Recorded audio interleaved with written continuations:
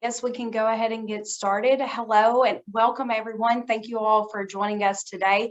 My name is Casey Bunch. I'm the Resiliency Planner here at the Barren River Area Development District.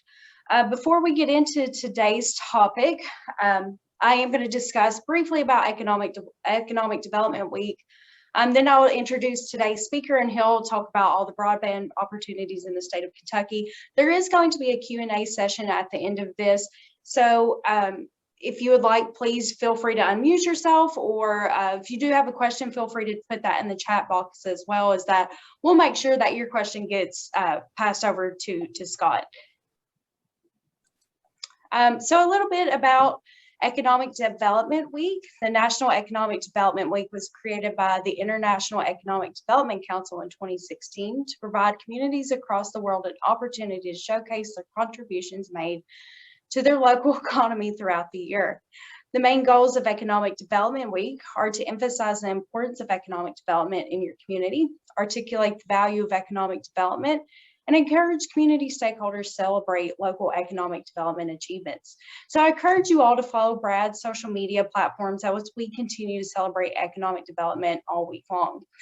Please tag us in your celebration activities using the hashtag BRADD EDW21. So now let me introduce you all to today's speaker. We have with us Mr. Scott Surber, is currently the Broadband Technology Liaison at the Center for Rural Development in Somerset, Kentucky. He covers the center's 45 county territory, serving as the last mile community liaison of the Kentucky Wired East Kentucky I-Way fiber network. He works in the city and county governments, area development districts, fiber boards, and other groups in an effort to see improved broadband and internet access throughout Eastern Kentucky. Scott, thank you so much for celebrating Economic Development Week with us today, and we're honored to have you here. Well, thank you so much, Casey. I appreciate the opportunity. When I sent the picture to Casey, I said, be forewarned, I'm usually not nearly as happy as my picture makes me out to be.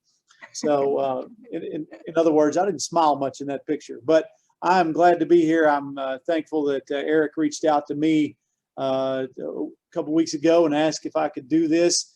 I found out that it was your very first one. So for those of you showing up, please don't let this be the test bed for whether you come back or not.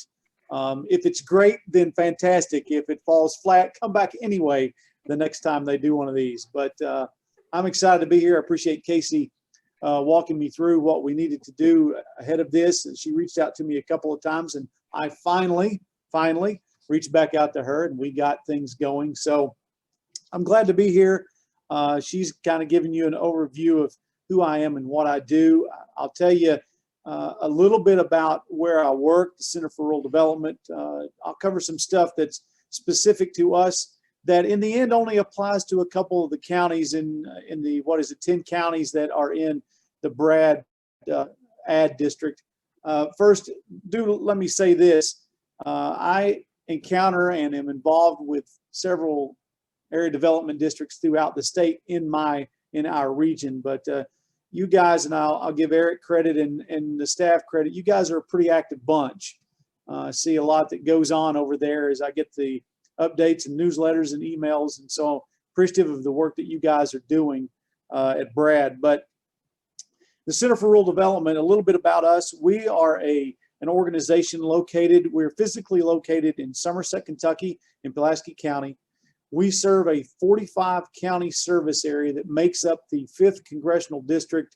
Hal Rogers is our U.S. representative. It is his district, and we serve that area in a whole lot of ways. Now, we only impact 2 of your counties.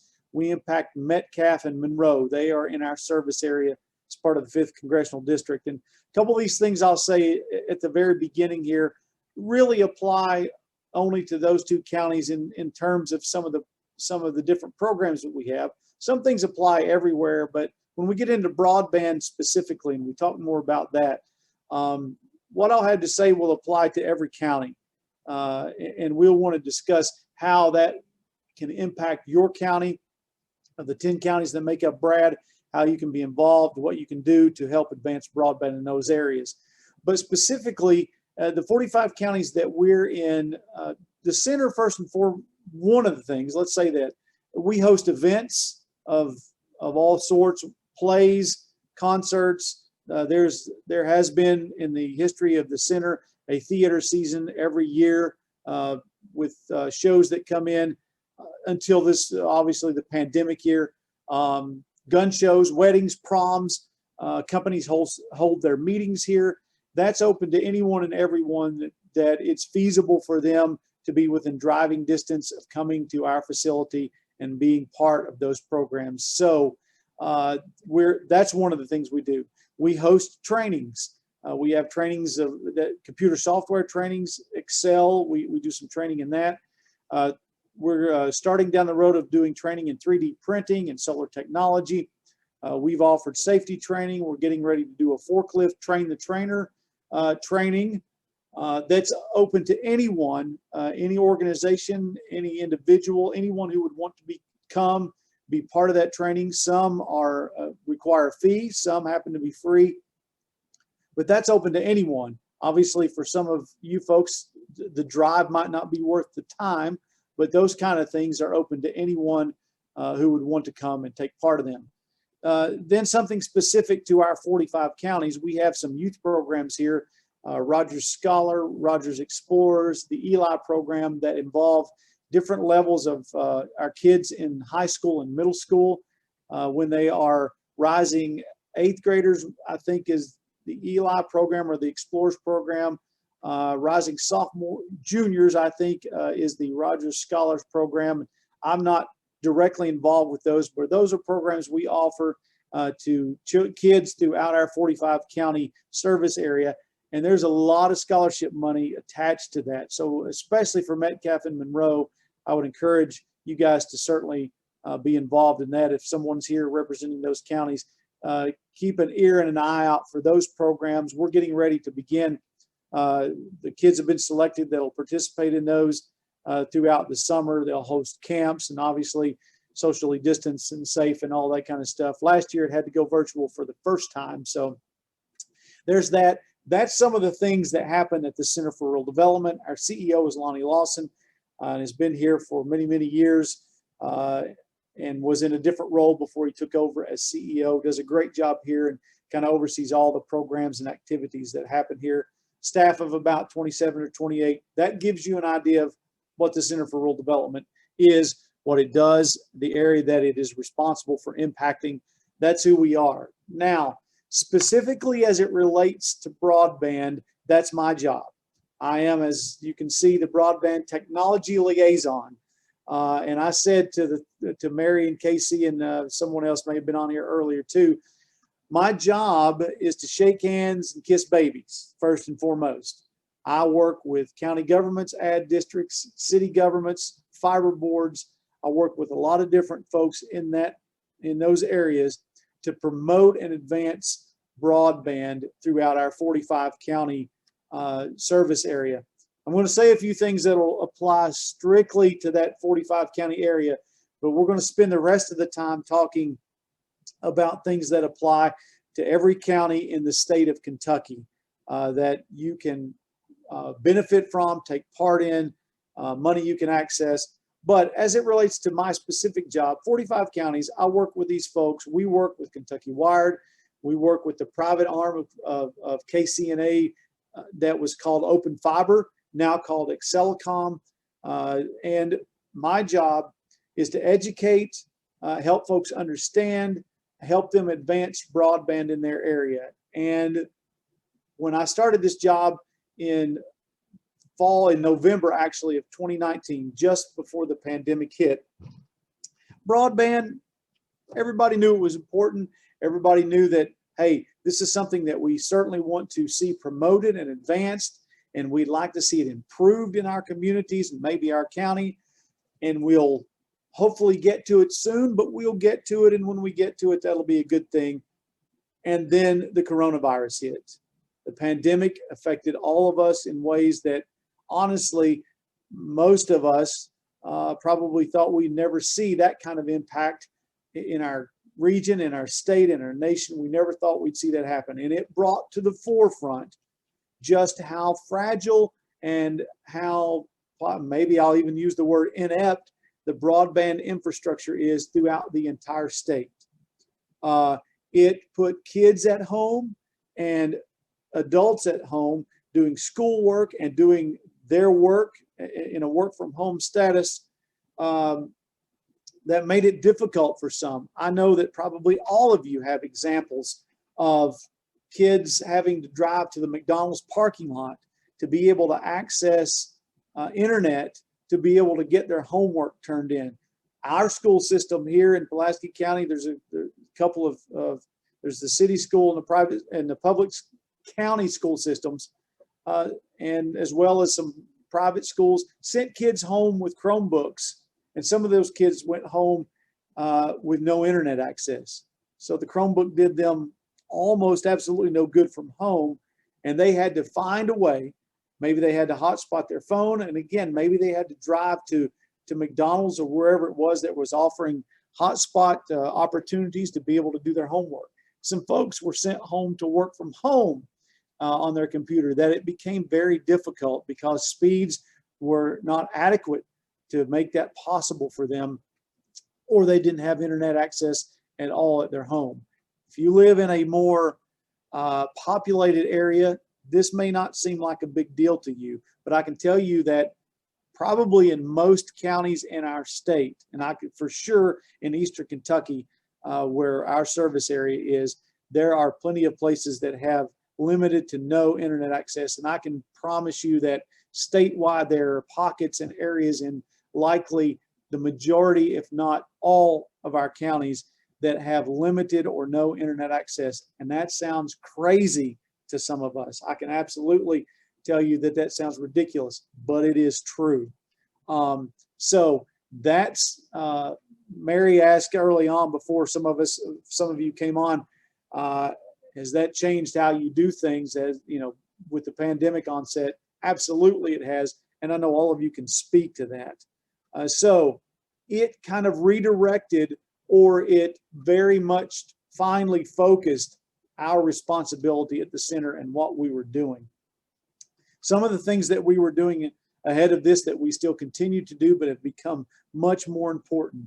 We promote feasibility studies for counties throughout our service area, and we have programs available that help offset the cost of those feasibility studies.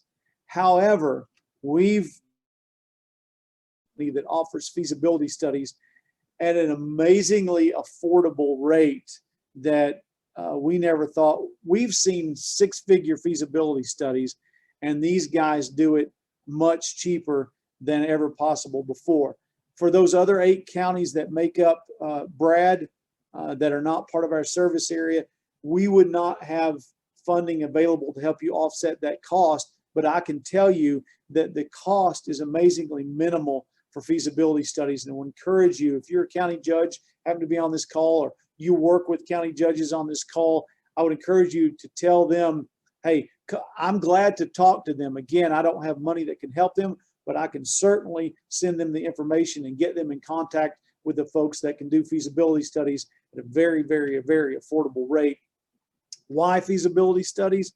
Well, you got to start somewhere. And it's that foundational piece of beginning to look at what's it going to take to get broadband throughout our county. And that is not, folks, that is not a simple task. It's like we keep referring to it as eating an elephant here. We say that you got to start with that first bite. And sometimes, and very often, that feasibility study is that first step. So don't hear that I'm not willing to help or can't help you with that. I'm glad to help you work through how to get to a feasibility study. I can show you, introduce you to the company that can do it for a very affordable rate. We'll encourage you as counties and as the ad there to promote that to your counties and ask them to be a part of that. We're also working with communities specifically to help advance broadband. And again, that's specific to our 45 county service area that we have funding available to help them maybe with a small broadband project.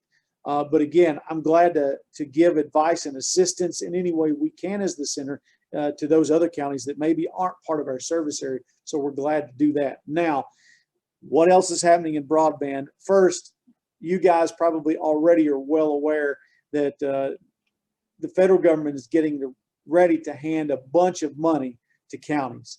Now, it's significant money. And what we were encouraging our folks in our area, and I would encourage you folks to talk about, that money does have some restrictions, but certainly it is wide open as to how it can be used and the infrastructure that it can be used for.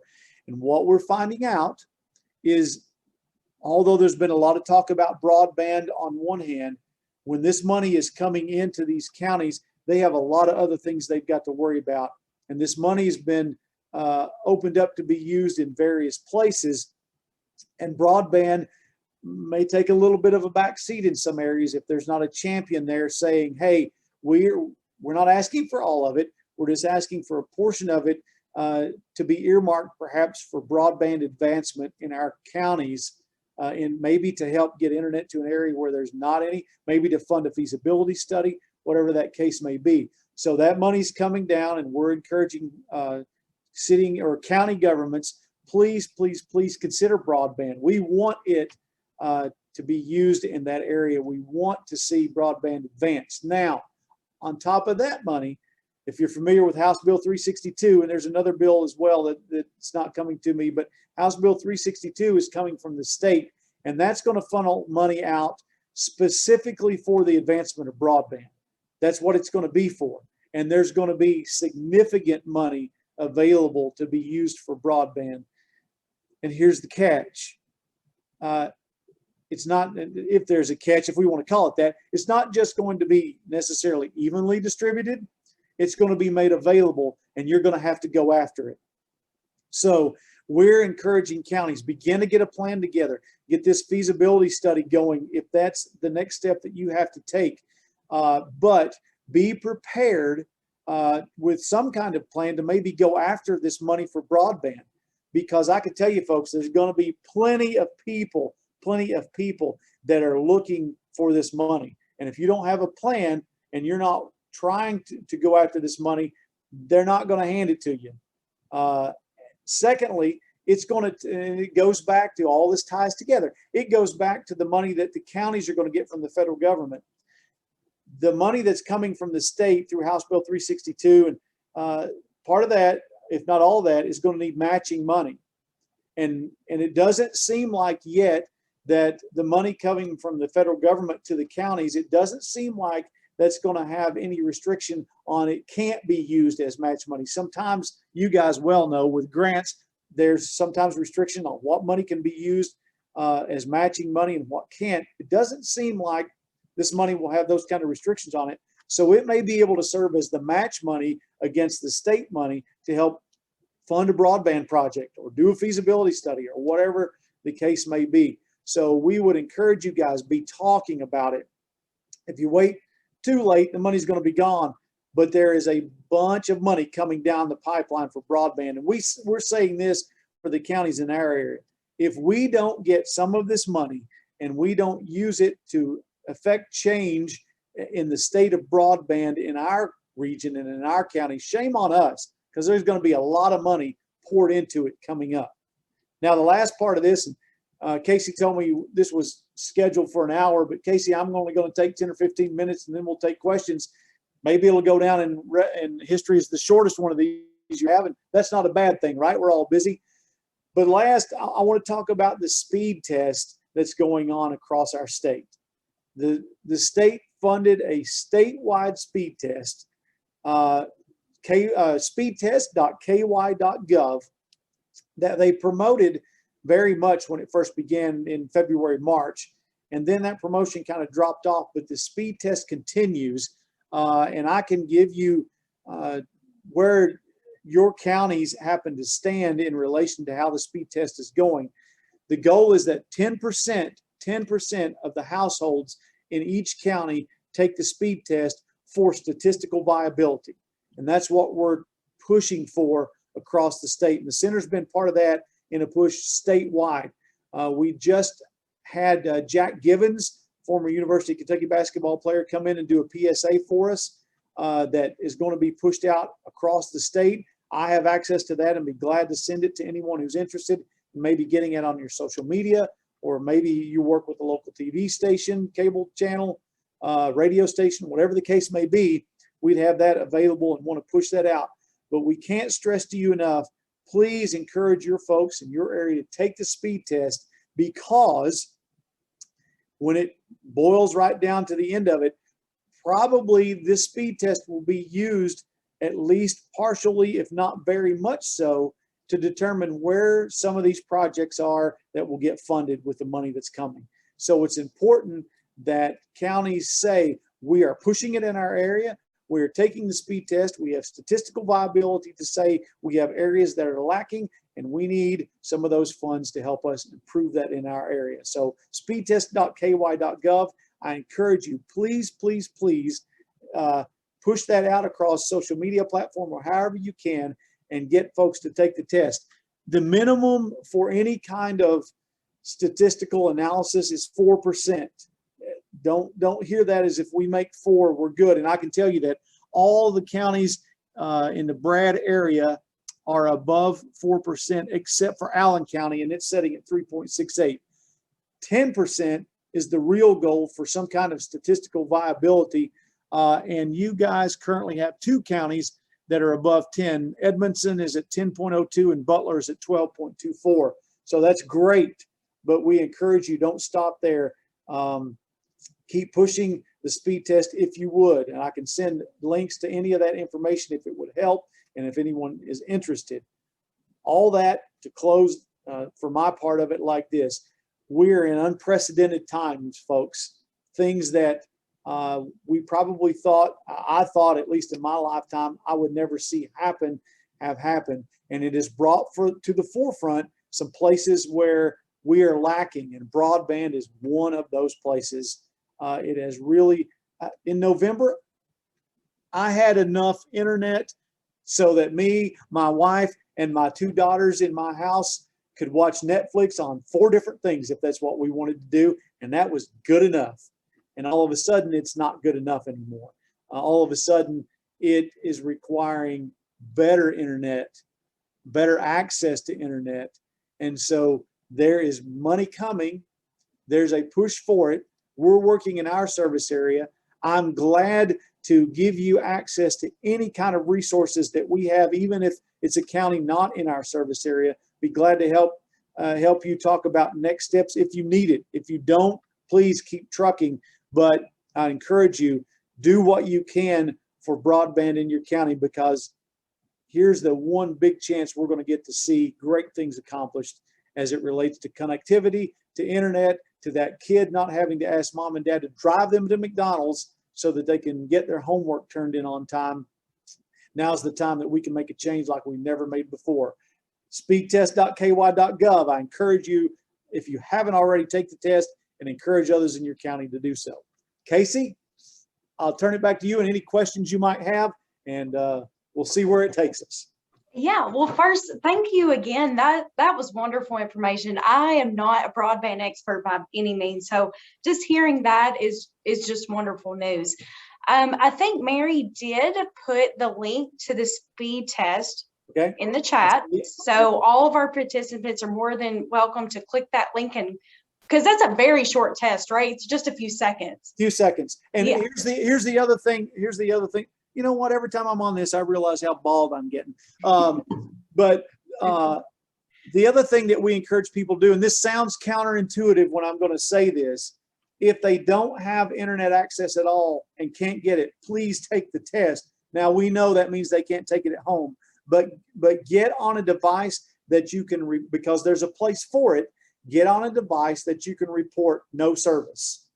Wow. And it will show up on the map accordingly as no service. Now, again, this test, please understand what this particular test is for. And I see one of the things that Anthony put in there about Frank Baker and Leslie County, but this test isn't being done to reveal any particular internet service provider's inadequacies. That's not the purpose of this test. You might even take another test that would show slightly different results. But if everyone will take this test, it evens the playing field as far as in relation to this test. And what it's for is to reveal areas that are lacking in service. The state is not trying to point out that, oh, XYZ internet service provider has horrible service. That's not the point. The point is to show areas that are lacking in what's happening. Anthony, you also, I'm just looking at the questions here, if that's okay, Casey. Yeah.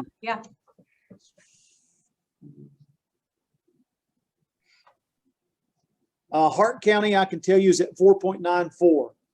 4.94. That's at least enough for some statistical analysis, but not where it needs to be. And if you could get, if the school system could send it home to their kids as, hey, here's a homework assignment for the night, take the speed test. All right. We see that work effectively. And I can tell you that, it's some of the reason that now by local co-op, Anthony, what are you referring to?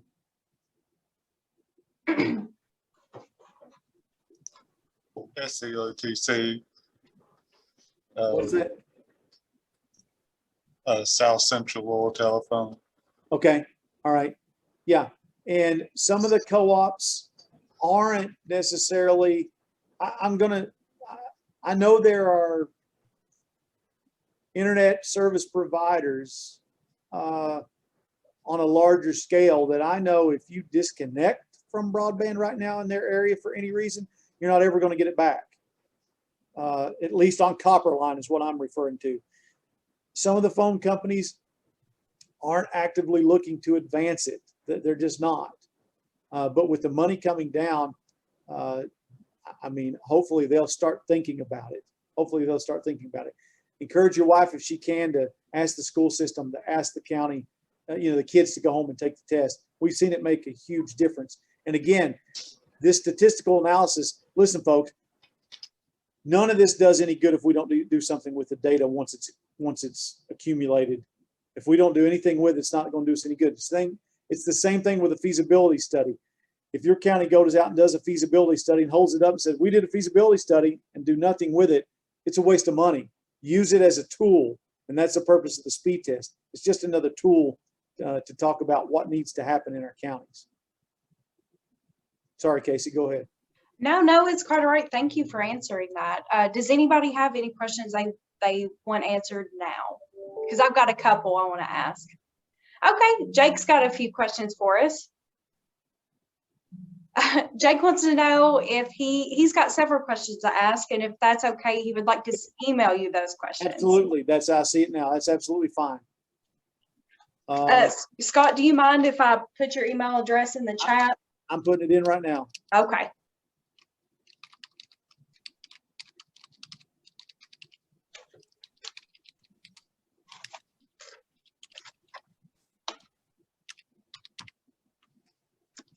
I'll go ahead and ask this question. Can you elaborate on what Kentucky Wired is and what that organization can do for our counties? Yeah, so Kentucky Wired is essentially started as an idea. Actually, it started right here at the Center for Rural Development in how can we improve internet in our service area. And as our CEO, Lonnie Lawson, and a couple others began that conversation, it branched out into what became a statewide initiative. And so the Kentucky Wired initiative, if you will, was, and thanks, Casey, I probably should have talked more about this, but I get zoned in on and I'm sorry if I look like I'm not looking at the camera. For a technology group of people, my camera doesn't have a long enough cable to sit up on my monitor. So if I want to see the people, it looks like I'm not looking at you. Apologize for that. But here's something that's important to understand, and it's something I should address. The Kentucky Wired Network, what it became was the idea of running a middle mile infrastructure throughout our entire state. And here's an important thing to understand. And again, we lose sight of this, even us sometimes. Obviously, I have today in talking about this. There was some, I think, misunderstanding about what Kentucky Wired would do for the entire state.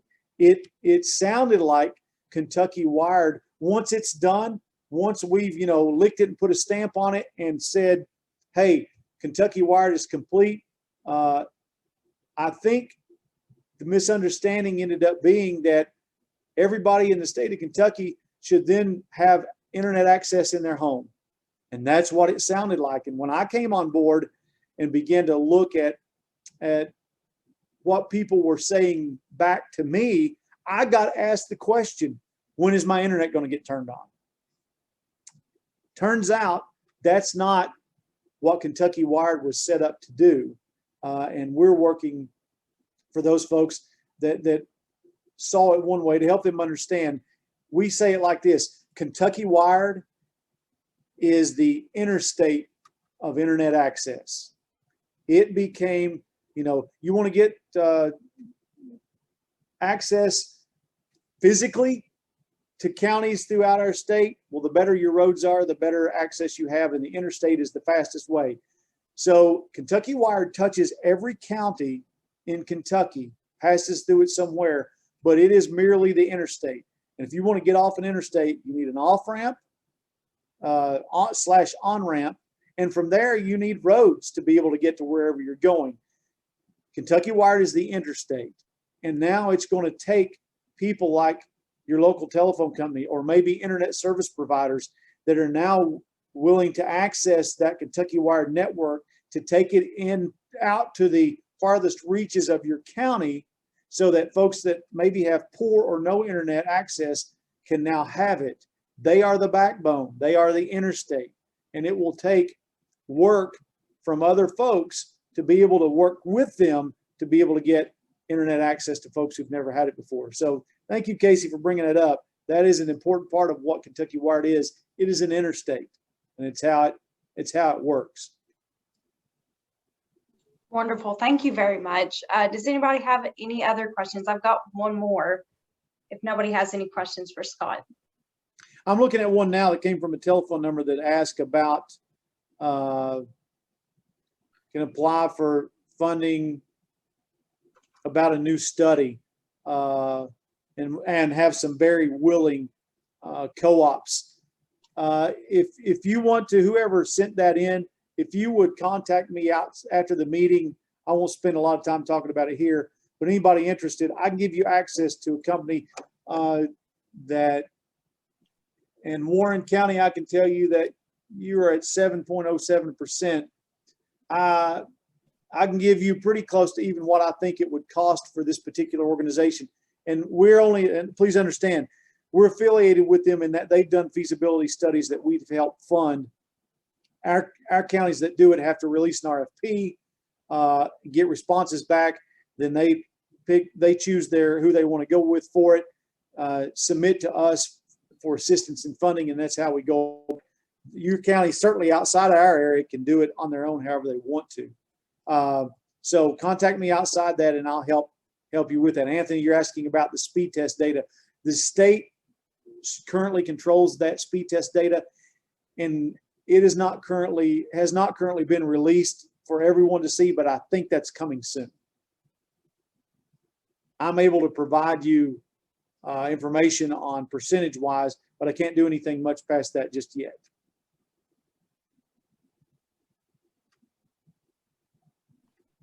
What else, Casey? I'm going to go ahead and ask my second question here. Is there a process or best practice that you would recommend to apply for that broadband funding that you talked from the state that you mentioned earlier? Have a good plan. All right. That's what I would first and foremost say. If you've got a local fiber board, hopefully they're heavily involved. Ads, however the process comes down that it takes to apply for this funding. And I can't tell you that I've seen it specifically yet, but ads, you guys are geniuses at doing grant submissions and writing grants.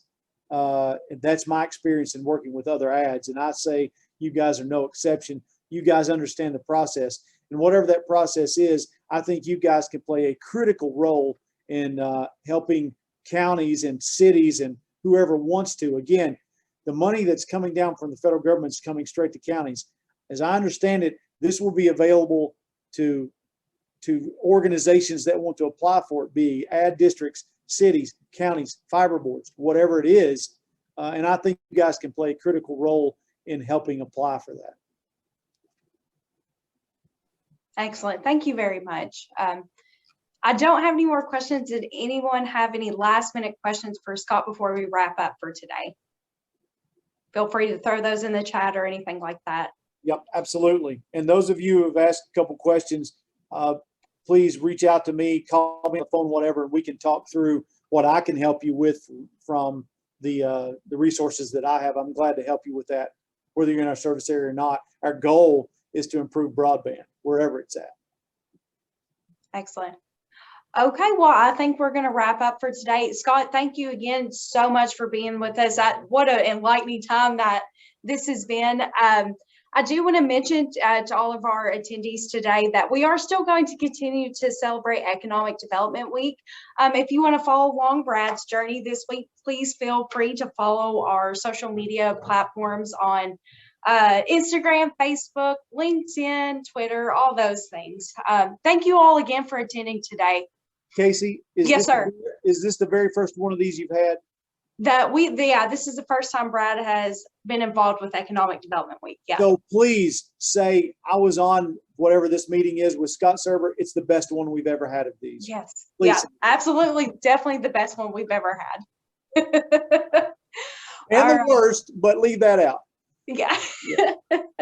Well, thank you again very much. I appreciate it. Yes, and if you all have any additional questions, please contact Scott.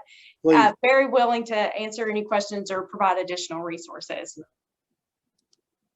All right. Thank you all. Hey, hold on before you go. The 270-991, my contact info, and you're direct messaging me, but it's in there, but I'll put it in one more time before we close out, if that's okay, Casey. Yeah, that's no problem. I believe our phone number there is Judge Buchanan. He's the Judge Executive of Barren County. Okay. Yeah. Judge, thanks for being on. And I'm sending that out one more time. Not to hold anybody up. No problem. Thank you all. Thank you so much. Thanks.